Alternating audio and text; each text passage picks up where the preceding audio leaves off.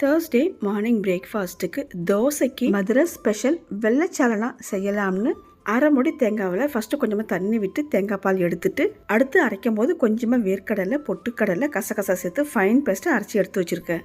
தாளிப்புக்கு பட்டை கிராம்பு ஏலக்காய் கல்பாசி அன்னாச்சி பூ சேர்த்து நல்லா பொரிஞ்சதும் ஸ்லைஸ் பண்ண வெங்காயம் கொஞ்சமாக உப்பு சேர்த்து நல்லா நிறம் அளவுக்கு வதக்கணும். இஞ்சி பூண்டு விழுது பச்சை மிளகாவுடைய காரம் மட்டும்தான் கொஞ்சம் ஜாஸ்தியாகவே போட்டுக்கணும். இது கூடவே கொஞ்சமாக தக்காளி பழம் வாசனைக்கு புதினா கொத்தமல்லி சேர்த்து வதக்கிட்டு கொஞ்சமாக தண்ணி விட்டு கொதி வரும்போது நைஸாக அரைச்ச தேங்காய் விழுது கொஞ்சமாக தண்ணி விட்டு 2-3 கொதி வந்ததும் இறக்குற நேரத்தில் நம்ம எடுத்து வச்சிருக்க தேங்காய் பால் சேர்த்து நுர கட்டி கொதிக்கிற நேரத்தில் கொஞ்சமாக ஃப்ளேவருக்காக மட்டன் மசாலா தூள் அதுக்கப்புறமா கொத்தமல்லி புதினாவை போட்டு ஸ்டவ் ஆஃப் பண்ணிட்டு சர்வ் பண்ண வேண்டியது. இதுலயே மட்டன் சேர்த்து செஞ்சோம்னா பரோட்டாவுக்கு செம்ம டேஸ்டா இருக்கும். ஆனா நான் இன்னைக்கு தோசைக்கு சைட் டிஷ்ஷா எம்டி சால்னா தான் பண்ணியிருந்தேன். சிம்பிளாவும் செஞ்சிருந்தேன், டேஸ்ட்டும் ரொம்ப நல்லா இருந்துச்சு. இன்னைக்கு லஞ்ச் ரொம்பவே சிம்பிளா தான் செஞ்சிருந்தேன். நாளைக்கு இன்னொரு